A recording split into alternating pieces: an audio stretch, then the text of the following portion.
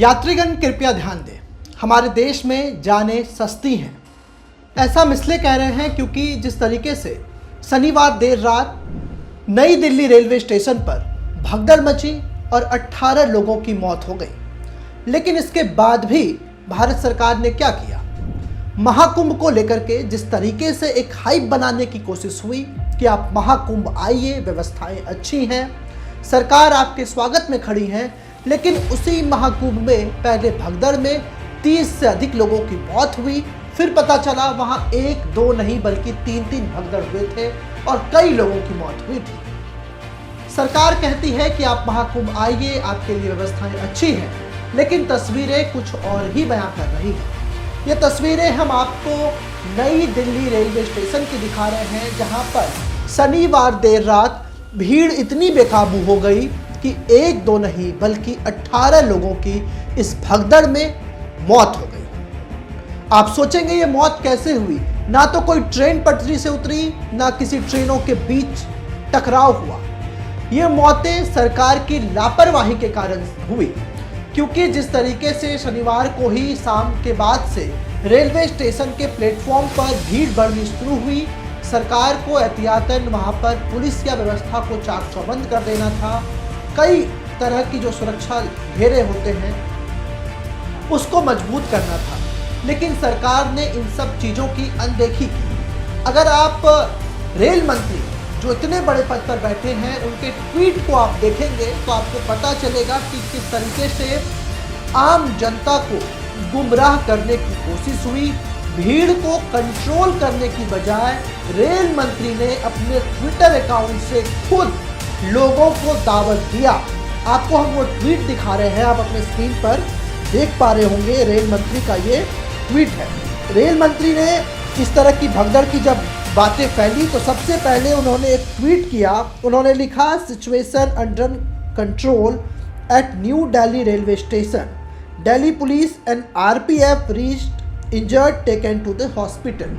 उन्होंने कहा कि जो सिचुएशन है वो अंडर कंट्रोल है, जो भी वहाँ पर घायल हुए हैं उन्होंने मौत की कोई बात नहीं कही। उन्होंने कहा कि जितने भी लोग घायल हुए हैं सबको अस्पताल में भर्ती करा दिया गया है।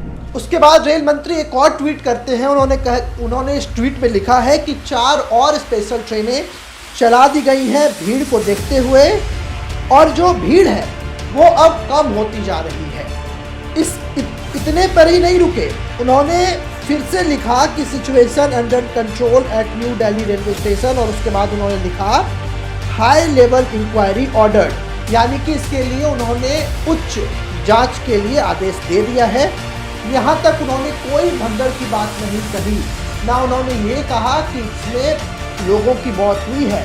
लेकिन उसके बाद अचानक रेल मंत्री का एक और ट्वीट आता है। वो लिखते हैं, deeply saddened by the unfortunate stampede at occurred at new Delhi railway station, यानी कि जब सब कुछ हो जाता है तब रेल मंत्री देर रात अपना दुख जताते हैं और कहते हैं कि बहुत दुखद घटना हुई। रेल मंत्री जी, हमारे कुछ सवाल आपसे हैं। मैं आपसे पूछना चाहता हूं कि जिस समय वहां पर भगदड़ मची उस वक्त आपके ऑफिशियल ट्विटर हैंडल से किस तरह की जानकारी दी जा रही थी? क्या आपके ऊपर यह जिम्मेदारी नहीं थी कि यदि वहां पर भगदड़ मची है तो उसको कंट्रोल किया जाए, पुलिस की टीम वहां पर बुलाई जाए या अन्य तरीकों से इस पर कंट्रोल किया जाए? लेकिन आपने अपने ट्विटर हैंडल से ना सिर्फ इस देश की जनता को गुमराह किया, बल्कि ये कहा कि जो पूरी स्थिति है वो अब कंट्रोल में आ चुकी है। रेल मंत्री जी, आपको इस पर ध्यान देने की आवश्यकता है, क्योंकि हर ऐसे बड़े लम्हों पर रेल मंत्री आप रील बना करके सरकार का प्रमोशन करते हुए दिखते हैं, लेकिन जब इतनी बड़ी घटना हो जाती है फिर आप क्या करते हैं? रेल मंत्री ने ना सिर्फ इस घटना को छिपाने की पूरी कोशिश की, बल्कि उस हॉस्पिटल के बाहर पुलिस का ऐसा पहरा लगा दिया गया कि कोई भी पत्रकार उसके अंदर नहीं जा सकता। हम 2-4 आपको बाइट सुनाते हैं पहले और उसके बाद इस खबर में आगे बढ़ते हैं। पहले सुनिए कि किस तरीके से लोगों ने इस भगदड़ में अपनों को खोया है, उनका दुख क्या कहता है, और उसके बाद हम इस खबरों में आगे बढ़ेंगे। और उसके बाद एक बैग हल्ला कर दिया कि हाँ 14 पर आ जा रहा है। अब एक इतना ना भागा मचा के पूरे में भीड़ हो गई। आप बता दो इधर मम्मी उनको ऐसे आदमी सब उनको दाब दिया, इतना ना आदमी एक बैग हो गया कि उनको आदमी सब दाब दिया। यहाँ पे बॉडी आई थी, यहाँ पे बॉडी आया तो ये है नई दिल्ली में। अब हमारे वो दामाद थे 14 पर 16 की 14 पर बॉडी ले गया। नहीं अभी मेरा बॉडी अभी तो मुझे पता चला है, बॉडी लेने आई हूँ मैं। पूनम देवी हाँ, दो एक उनकी लड़की थी, उनकी दामाद थी। दूसरी महिला जो रो रही है हाँ, एक ना इनकी मेरी बहू है, इसकी भाभी है हाँ। मैं बिहार के रहने वाले छपरा जिला। मेरे रिश्ते में मेरी बहू है, बहू के भाभी है वो हाँ। बिहार जा रहे थे, छपरा जिला।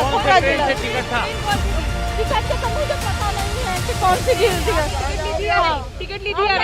बॉडी कौन सी ट्रेन थी? तो आप ये देख सकते हैं। आपका नाम क्या है? आपका नाम क्या है? नाम है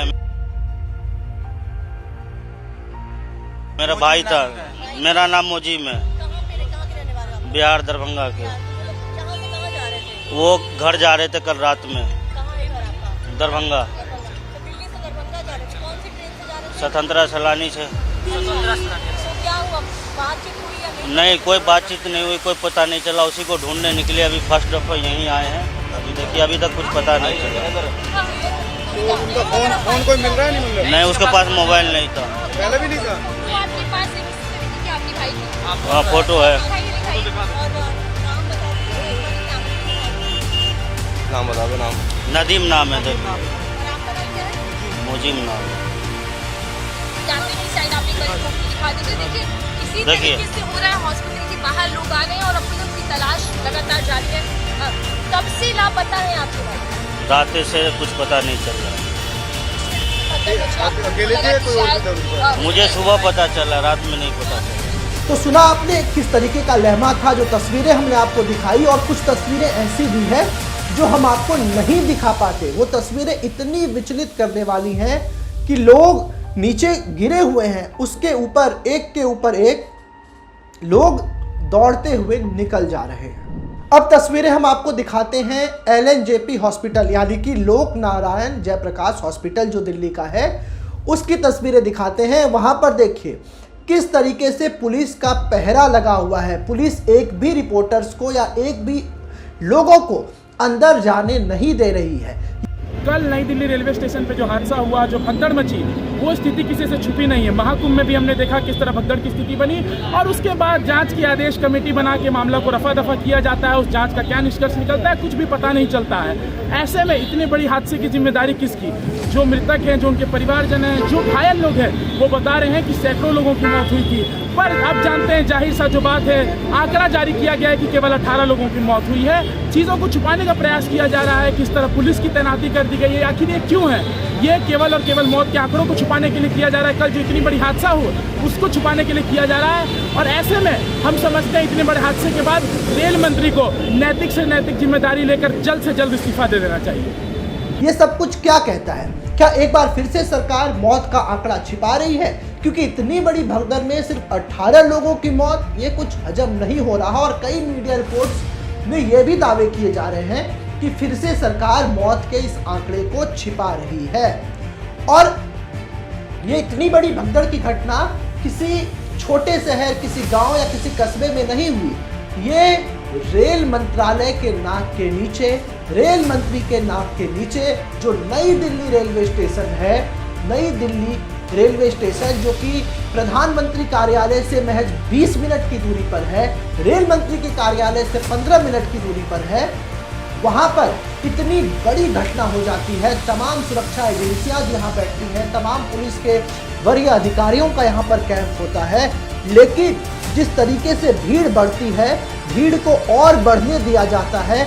अगर समय रहते भीड़ पर कंट्रोल कर लिया जाता, लोगों को पाबंदी लगा दी जाती कि अगर एक ट्रेन गुजरती है फिर दूसरी ट्रेन आएगी तब आपको अंदर जाने दिया जाएगा, लेकिन ऐसा नहीं होता।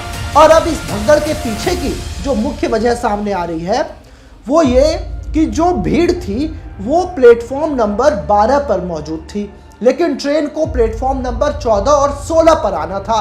तो अचानक जब वो ट्रेन आने वाली होती है तो अनाउंसमेंट कर दिया जाता है कि आप अपना प्लेटफॉर्म बदल लें। अब आप सोचिए, जिस रेलवे स्टेशन पर पांव रखने तक की जगह नहीं है, वहां पर ये अनाउंसमेंट होता है तो भीड़ उस ट्रेन को पकड़ने के लिए तितर बितर हो जाती है और भीड़ दूसरे प्लेटफॉर्म की तरफ दौड़ जाती है और उसी के बाद ये भगदड़ मचता है। इस भगदड़ के बाद सवाल कई हैं, लेकिन जवाब सिर्फ रेल मिनिस्टर के पास है, जवाब सिर्फ हमारे प्राइम मिनिस्टर के पास है। अब देखने वाली बात होगी कि इसमें क्या कुछ निष्कर्ष निकलकर सामने आता है, क्योंकि जो भगदड़ हुई उसमें 18 लोगों की मौत हुई, 10 से ज़्यादा बिहार के रहने वाले हैं, 2 हरियाणा के, 3 से 4 मृतक उत्तर प्रदेश के रहने वाले हैं। बिहार सरकार ने मृतकों के लिए 2-2 लाख रुपए के मुआवजा का ऐलान कर दिया है, लेकिन क्या ये मौत और मौत के आंकड़े कहीं फर्जी तो नहीं है, सवाल इस पर भी उठा। ऐसे ही तमाम खबरों के लिए देखते रहे एशियन स्काई न्यूज़।